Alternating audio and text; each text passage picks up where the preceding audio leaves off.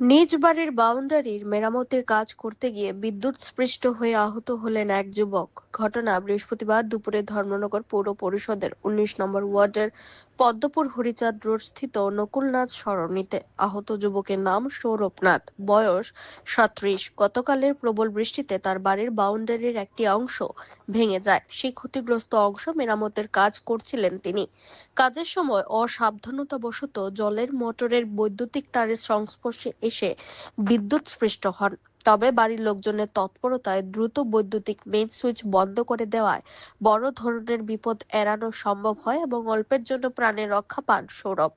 পরবর্তী সময়ে খবর পেয়ে ধর্মনগর মহকুমার অগ্নি নির্বাপক দপ্তরের কর্মীরা ঘটনাস্থলে পৌঁছে তাকে উদ্ধার করে ধর্মনগর জেলা হাসপাতালে নিয়ে যান।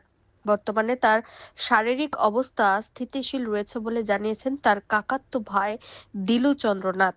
আমার কাকাতো ভাই কুয়ার ঘরে কাজ করে ওই টিন বাড়ির টাট্টি বেড়া বান্ধের ওটা ঠিক করতে গিয়া মোটর আসছিল জলে ভিজা, আর মোটরের গায়ে ফাও লাগিয়েছে। ফাও লাগিয়ে কারেন্টে লাগিয়া পুরো মাটিতে পড়ে গেছে। তার নাম কি? সৌরভ নাথ।